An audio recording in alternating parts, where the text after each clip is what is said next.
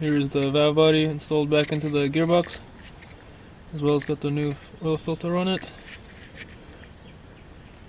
Also, I forgot to mention earlier, the torque specs for all the bolts, the little side covers that cover all the valves and everything, they're 4 Newton meters, and the bigger bolts that hold the two halves of the valve body together, and as well as the bolts that hold the entire valve body to the gearbox, they're all 8 Newton meters.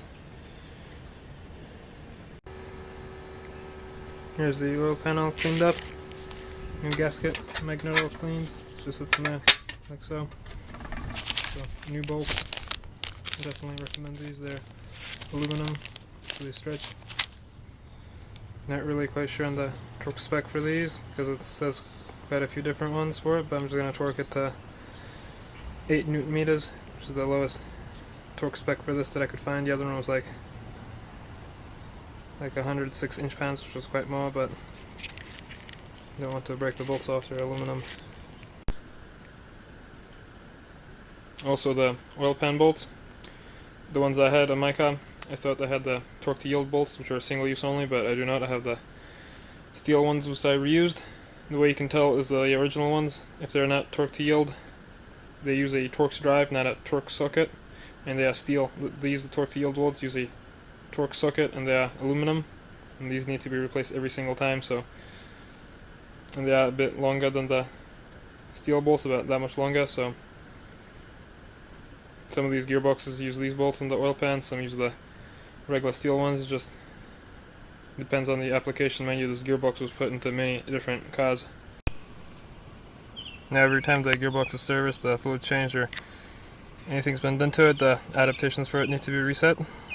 To do this, just turn the ignition on 2 times, but do not start the car, and hold the accelerator pedal down to the floor for 10 seconds, then turn off the key, and then release the accelerator pedal, and then wait 2 minutes.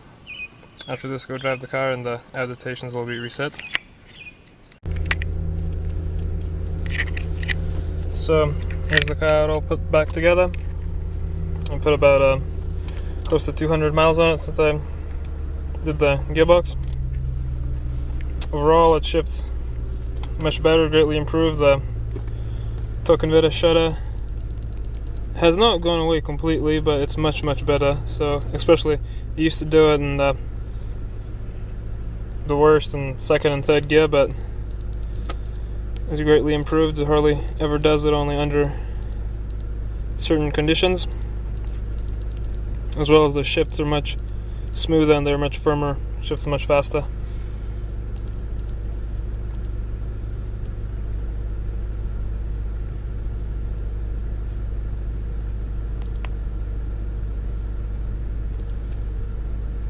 I have to scan it, see if the code for the gearbox is gone or has it returned.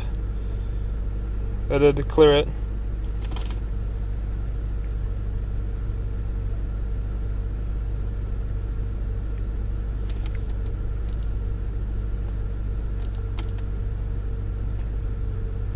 Lovely, no codes. So the code was mostly caused by the 13-pin connector and the gearbox being full of oil, which I cleaned it out and replaced it. So that has not come back yet. And there's early in the video I said it's a 7-pin connector, which it isn't. It's a 13-pin. So, but overall the car drives much better. But the torque converter shutter is still sometimes there, only it's greatly improved. But mind you, this has close to, there's the mileage on it, 185,000, so the clutches in the torque converter can be worn out, and the piston that goes to apply them, the clutch material is thinner, so when the torque converter goes to lock up, the piston bottoms out and does not apply full clamping force to the clutches, and you get the shutter. I'm not saying this is the actual problem, but that's one of the things that could cause that shutter. As well, these cars, they're known for the Vallejo radiators, that the cooler for the gearbox in them cracks or you get a leak in it, and then when the car warms up, the cooling system pressurizes, and then you turn the car off and then you get coolant into the transmission fluid, which the glycol in it seeps into the clutch packs, and then it causes all sorts of shattering and problems. But I really don't think this car had that problem, because the radiator has been changed, and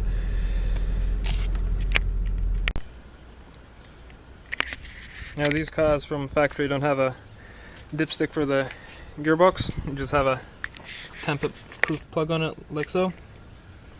Usually there will be a red tab that goes over here, and then you just break the tab off and pull the cap off. There's just an O-ring on it, no dipstick, so you need to buy a transmission fluid measuring tool.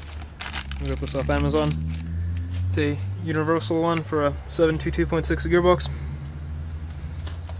Now they put this gearbox in many different cars: Mercedes, Dodges, Jeeps. The Sprinter vans had this, so the dipstick tube on them is all different lengths, so you just get one universal dipstick. So on this S55 it only goes into like this far, so just before you actually drain the fluid out, just stick it in a couple times, get a good feel for it, and then just, if you want, you can just mark it in one place so you know how much you need to stick it in.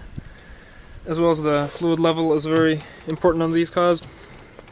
To set the fluid level, it needs to be at around 80 degrees Celsius, so you need to drive the car, warm it up, and just hook up the scan tool and watch the live data from the transmission. You can see the temperature when it's warmed up. If you do not have one of those, just go drive the car for about 20 minutes, it should warm up. Now there is two markings on the dipstick. There's one for cold and one for hot. The one for hot is about 25 Celsius and the hot one is 80, but to get the proper level it needs to be at 80 degrees. This is the fluid I'm using. It's Shell ATF 134. I'm using this because right before I bought the car the fluid had been changed and this was what was put in, so I might as well keep the same brand of fluid in it.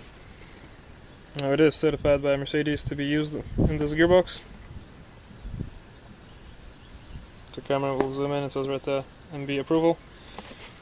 And it is slightly cheaper than the other fluids. And there's many different fluids you can put in this. There's an OEM Mercedes brand, that Pentosan brand, Shell. I mean, there's even I think there's like Valvoline that makes fluid for these, but I personally would not use the Valvoline.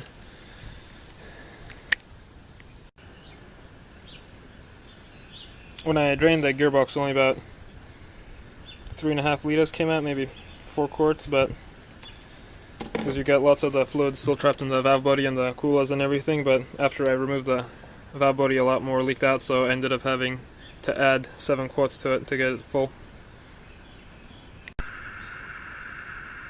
When these cars came out new from the factory, they had a lifetime fluid in the gearbox.